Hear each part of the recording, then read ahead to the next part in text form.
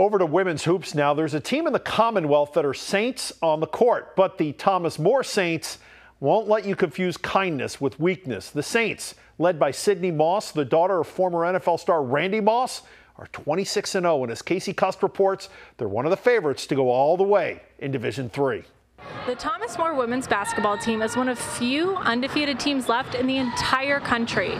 The Saints are so dominant that only one team on their schedule played them within single digits. So will they be ready for what March brings? Those one-possession battles with the clock winding down to all zeros? Coach Hans and his players say yes.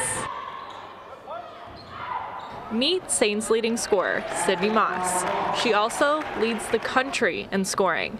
The former SEC Freshman of the Year transferred to Thomas More from Florida this season and is impacting the team in a big way.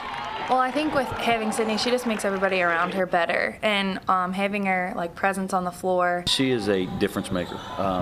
We've had a lot of good players come through Thomas More, and they've been able to do different things, but she kind of puts all those things together in a different body, a different type of athlete.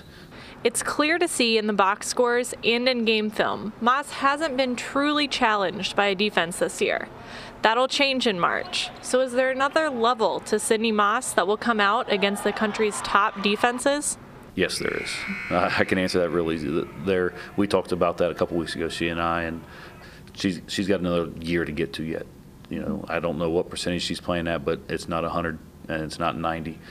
But the Saints are more than Sydney Moss. As a team, they're the #1 scoring offense in the nation. I mean, we have Sydney and we have Jenny, who are our two biggest scorers, but then everybody else on any given night can step up and score. I mean, we are a team full of scorers. We know we can score. You know, we know we have the opportunity to score in many different ways. It's just teams can't focus on one. They got to try to figure out who they're going to try to take away, and then somebody else will step up. Despite a schedule full of wins by 50-plus points or more, Coach Hans and his players know that playing in March means playing against the nation's toughest defenses. They credit practices and focus for preparing them for the tough battles the NCAA tournament will bring. I think in practice, we push each other back and forth. Even in games, we try to, set a goal, how much the other team's going to score, how much we're going to score. Because if you're not pushing your teammate to be better, then you're hurting them. I mean, you have to remember that always, and just coming out every game and not always focusing on who we're playing, but focusing on us getting better as a team.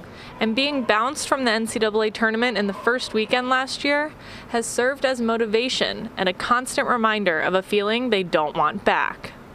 It was tough last year because, I mean, we thought going into it that we had a really good shot to do something big last year, and just to be kind of upset the first round, and it was just, I can't even, the feeling was horrible. 2-point game with 4.5 minutes left to go, and we did not score the last 4.5 minutes, so it's been a reminder basically daily of that. And then to come back this year and be able to play and work hard every day has just been kind of the motivator, and not wanting that to happen again, remembering that feeling of walking out of there and being like, I can't believe we just lost. The Saints will use that motivation to make a run at a national championship. For CN2, I'm Kaci.